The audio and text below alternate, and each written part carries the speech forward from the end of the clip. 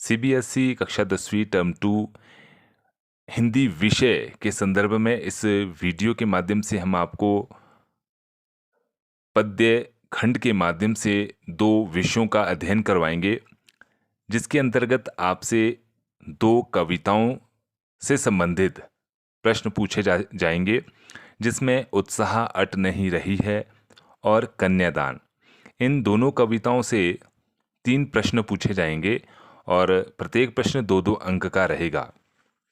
सर्वप्रथम हम उत्साह कविता के संदर्भ में जानते हैं। उत्साह कविता सूर्यकांत त्रिपाठी निराला जी द्वारा लिखित है और बादल उनका प्रिय विषय है। उत्साह एक आवाहन गीत है जो बादलों से संबंधित है और मैंने जैसे पहले बताया बादल निराला जी का बहुत प्रिय विषय है।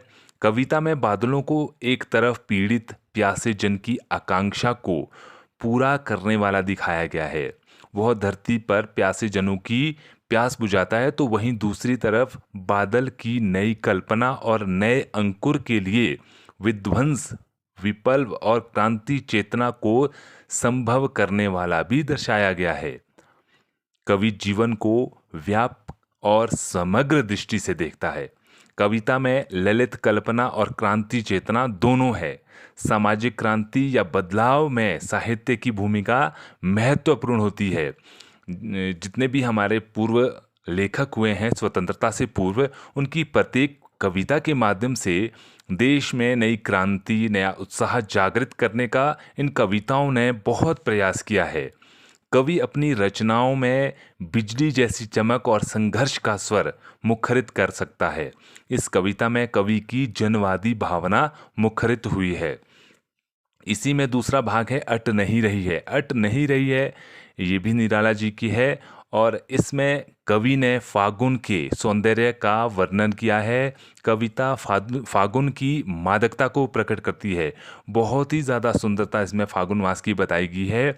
फागुन की सर्वव्यापक सुंदरता को अनेक संदर्भों में दिखाया गया है।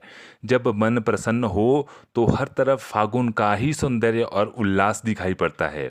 सुंदर शब्दों के चयन लय से कविता को भी फागुन की ही तरह सुंदर और ललित बना दिया गया है। इसमें मानव मन पर फागुन के सौंदर्य का प्रभाव अत्यंत आकर्षक रूपों में प्रकट किया गया है। यहाँ फागुन की मादकता का आकर्षक वर्णन किया गया है।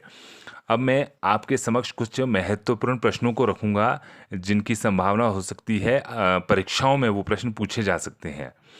पहला है, सामाजिक क्रांति में साहित्य की भूमिका महत्वपूर्ण होती है। उत्साह कविता के आधार पर आप इस कथन की समीक्षा कीजिए। या फिर इसे इस तरह से भी पूछा जा सकता है, उत्साह कविता में सामाजिक चेतना की नूतन कविता लिखने वाले कवियों को क्या संदेश दिया गया है। तो उत्तर हम कुछ इस तरह से लिख सकते हैं। उत्साह कविता में कवि ने बादलों से गरजने का अनुरोध किया है और इस आवाहन के माध्यम से उसने कवियों को यह संदेश दिया है कि वे अपनी कविताओं में विध्वंस, विप्लव, क्रांति चेतना का स्वर भर दे। इस प्रकार कविता में इस तथ्य को रेखांकित किया गया है कि साहित्य सामाजिक क्रांति या बदलाव की प्रक्रिया में महत्वपूर्ण भूमिका अदा करता है। साहित्य बहुत ही अहम भूमिका निभाता है किसी भी देश में सामाजिक क्रांति लाने में। दूसरा प्रश्न हो सकता है, उत्साह कविता के आधार पर स्पष्ट कीजिए कि यह कविता दुखों और प्रतिकूलताओं से मुक्ति का आवाहन करती है। कैसे? उत्साह कविता एक आवाहन गीत है और इसमें कवि बादलों के प्रतीक के माध्यम से व्यवस्था के विरुद्ध क्रांति चेतना का स्वर भी जागृत करता है। कवि बादलों से जमकर बरसते हुए विध्वंस करने का अनुरोध करता है। वह कहता है कि तेज गरजने वाले बादलों के बरसने के कारण ही पहले विध्वंस और बाद में नवसृजन होगा। अर्थात क्रांति के स्वर से दुखों तथा प्रतिकूलताओं से मुक्ति मिलेगी। जब देश में क्रांति आएगी तभी हम गुलामी से मुक्त होंगे और हमारा एक नए समाज का सृजन होगा। नया समाज हमारा एक आरंभ होता है। अगला प्रश्न हो सकता है, उत्साह कविता में कवि ने नई कविता करने वाले कवियों के लिए किस संबोधन का प्रयोग किया है। किस तरह से नई कवियों को यहाँ पे संबोधित किया गया है। तो इसमें उत्साह कविता में कवि ने नई कविता वाले कवियों के लिए कवि नवजीवन वाले, जैसे कि इसमें पंक्ति में कहा भी है, कवि नवजीवन वाले इस शब्द से संबोधित किया गया है। कवि ने बादलों को क्या क्या कहा है और क्यों कहा है? कवि ने बादलों को बाल कल्पना, नव जीवन देने वाले, नूतन अज्ञात दिशा से आने वाले विध्वंस के प्रतीक कहा है, क्योंकि कवि बादलों के माध्यम से उत्साह भरकर क्रांति लाना चाहता है। फागुन की सुंदरता मनुष्य के मन पर क्या प्रभाव डालती है, ये हम अट नहीं रही है कविता के माध्यम से स्पष्ट कर सकते हैं। तो अट नहीं रही है कविता में कवि ने फागुन की सुंदरता का अत्यंत आकर्षण वर्णन किया है। कवि के अनुसार फागुन के अनुपम सौंदर्य का मनुष्य के मन पर इतना प्रभाव पड़ता है कि वह यह महसूस करता है कि फागुनी सुंदरता धरती पर समा नहीं पा रही है। फागुन की मादकता, सुगंधित हवा धरती के कोने कोने में भर जाती है।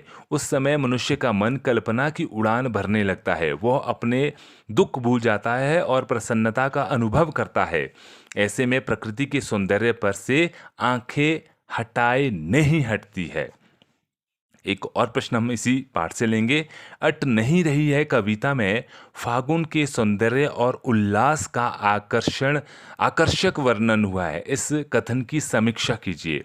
तो उत्तर कुछ इस तरह से रहेगा। अट नहीं रही है शब्दों के माध्यम से कवि ने वसंत के सौंदर्य का प्रभावी वर्णन किया है। फागुन की अतिशय यानी कि बहुत ज़्यादा सुंदरता चारों ओर समा नहीं पा रही है।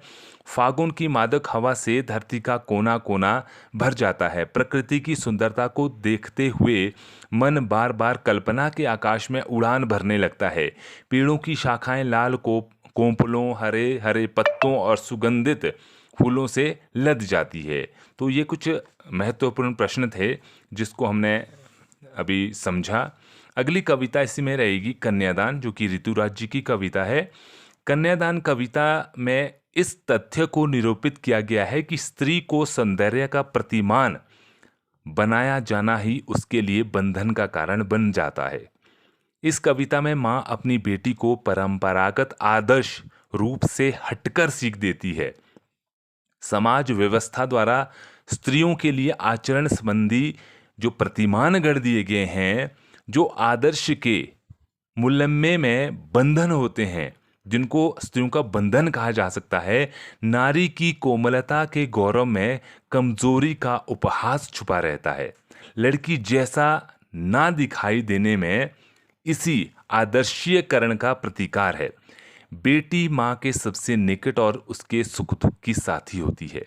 इसी कारण उसे अंतिम पूंजी कहा गया है। कविता में कोरी भावुकता नहीं है, बल्कि माँ के संचित अनुभवों की पीड़ा की प्रामाणिकता भी बताई गई है। इस छोटी सी कविता में स्त्री जीवन के प्रति कवि की गहरी संवेदनशीलता अभिव्यक्त हुई है। पुरुष प्रधान समाज में स्त्री की जागृति का संदेश इस कविता के माध्यम से बताने का प्रयास किया गया है। कुछ महत्वपूर्ण प्रश्नों को हम यहाँ पे जानेंगे। कन्यादान कविता के आधार पर सुख दुख संबंधी लड़की के जीवन के अनुभव के बारे में बताइए। तो कन्यादान कविता में यह दिखाया गया है कि लड़की में अभी सयानापन नहीं है, अर्थात वह अभी सयानी नहीं हुई है। लड़की को अपने घर में केवल सुख और प्यार ही मिला है। जीवन के सुख के बारे में उसके मन में एक धुंधली सी कल्पना थी, लेकिन वह जीवन के दुखों से पूर्णतः अपरिचित थी। अगला प्रश्न हो सकता है, कन्यादान कविता में वस्त्र और आभूषण को स्त्री जीवन का बंधन क्यों कहा गया है? अपने शब्दों में स्पष्ट कीजिए। तो कन्यादान कविता में वस्त्र और आभूषण को स्त्री जीवन का बंधन इसलिए कहा गया है क्योंकि उसके सौंदर्य को बढ़ाने के ये सभी साधन होते हैं। समाज उसकी सुंदरता और कोमलता के कारण ही उसके लिए आचरण के प्रतिमान गढ़ देता है।